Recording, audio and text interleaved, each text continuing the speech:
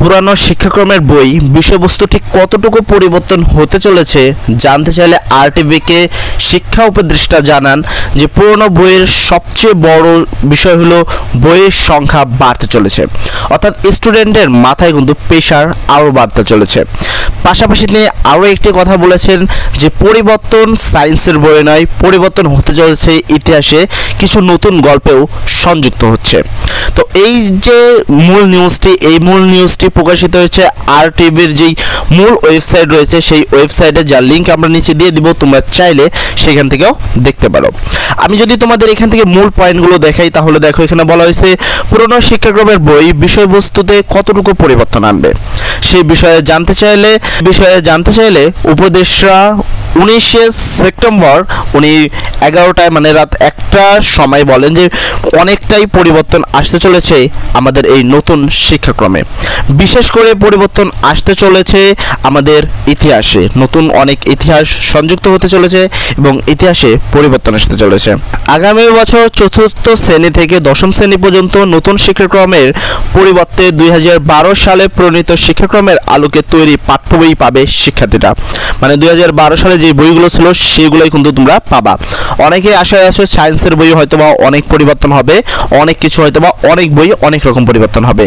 সেই বিষয়ে যখন জানতে চাওয়া হয়েছে আরটিভিকে শিক্ষা উপদেষ্টা জানান, তবে বইয়ের বিষয়বস্তু কিছু পরিবর্তন আনতে হবে। যেমন আমি বললাম, বিশেষ করে ইতিহাস নির্ভর বিষয়ে বেশি পরিবর্তন হবে, অর্থাৎ আর্টসের শিক্ষার্থীদের বই হচ্ছে পরিবর্তন, সায়েন্সের কিন্তু নয়। ঠিক আছে, একটি নতুন গল্প যুক্ত হচ্ছে, মানে কিছু নতুন গল্প যুক্ত হবে এবং গল্প থেকেই মানে ইতিহাস থেকেই অনেক বড় পরিবর্তন হতে চলেছে।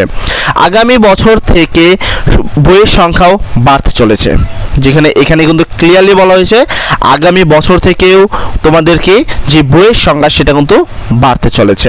জাতীয় শিক্ষাক্রম এবং পাঠ্যপুস্তক বোর্ড অর্থাৎ এনসিটিভি সূত্রে জানা গেছে যে সংস্থাটি বলেছে পুরনো শিক্ষাক্রমের আলোকে ইতিমধ্যে পাঠ্য বই আছে, সেগুলো এখন পরিমার্জন করে ছাপাইয়ের উপযোগী করা হচ্ছে। মানে আগের যে বই রয়েছে সেটা কিন্তু পরিবর্তন করা হচ্ছে, এই বিষয়টা আমরা আগে থেকেই জানতে পেরেছিলাম। এই পরিমার্জনের কাজটি করছেন 50 জনেরও বেশি অভিজ্ঞ লোক। ঠিক আছে, 50 জনেরও বেশিকে অভিজ্ঞ লোক কিন্তু এই কাজটা করছেন। নতুন শিক্ষাক্রমে বইয়ের সংখ্যা কম ছিল, কিন্তু পুরনো শিক্ষাক্রমে বইয়ের সংখ্যা ছিল অনেক বেশি, অর্থাৎ আগের অনুসারে বই কিন্তু অনেক বেশি ছিল, কিন্তু নতুন শিক্ষাক্রম অনুসারে সেই বইয়ের সংখ্যাটা কিন্তু কমে এসেছিল তোমাদের। নতুন শিক্ষাক্রমের আলোকে এক একটি শ্রেণীর জন্য 10টি করে বই ছিল, কিন্তু পুরনো শিক্ষাক্রমের বিষয়বস্তু বা বিষয়গুলো ছিল আরও অনেক বেশি। তাহলে আসলে তোমাদের যে নতুন শিক্ষাক্রমের আলোকে যে 10টি বই আছে সেই 10টি বইয়ের সংখ্যা বর্তমানে বা আগামী বছরে ঠিক কতগুলোতে দাঁড়াতে চলেছে সেই বিষয়ে জানতে চাইলে উপদেষ্টা বা শিক্ষা উপদেষ্টা যে বিষয়টি আমাদেরকে জানিয়েছেন বা আরটিভিকে জানিয়েছেন। পুরানো শিক্ষাক্রমের অনুযায়ী মাধ্যমিক বইয়ের সংখ্যা ছিল 23টি। সব বই কয়টি সবার জন্য নয়, অর্থাৎ মাধ্যমিকের টোটাল বই সংখ্যা কিন্তু 23টি বই। তার মধ্যে একজন মিনিমাম কিন্তু 15টি থেকে 16টি বই পাবা একেবারে গ্যারান্টি সহকারে। তাহলে বুঝতেই পারতে চলেছ যে তোমাদের আগামী বছর থেকে পড়াশোনা ঠিক কতটা হার্ড হতে চলেছে। এ বিষয়ে যদি আরও জানতে চাও 6 থেকে 8ম শ্রেণীর জন্য তিনি আরও কিছু কথা বলেছেন। এদিকে বইয়ের সংখ্যা বেশি, অন্যদিকে বইয়ের বিষয়বস্তু পরিবর্তন আসছে। তাই ইতিমধ্যে যেসব শ্রেণীর বই ছাপানোর দরপত্র দেওয়া হয়েছিল সেগুলো বাতিল করার সিদ্ধান্ত গ্রহণ করা হয়েছে।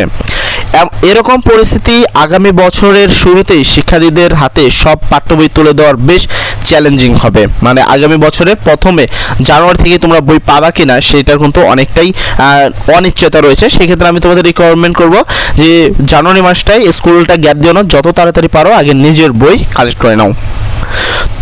যদিও এনসিটিভির কর্মকর্তারা বলেছেন আগামী বছর পাঠ্য বইয়ের উৎসব হবে না, মানে আগামী বছর পাঠ্য বইয়ের যে উৎসব রয়েছে সেটা কিন্তু হবে না। ঠিক আছে, উৎসব বলতে এখানে আসলে কি বলা হয়েছে সেক্ষেত্রে আমি যদি তোমায় বলি, মানে পাঠ্যপুস্তক বইয়ের যে বিতরণের যে একটা ডেট থাকে সেই জিনিসটা আসবে না। তবে শিক্ষাবর্ষের শুরুতেই শিক্ষার্থীদের হাতে বই তুলে দেওয়ার সর্বোচ্চ চেষ্টায় আছে এনসিটিভি।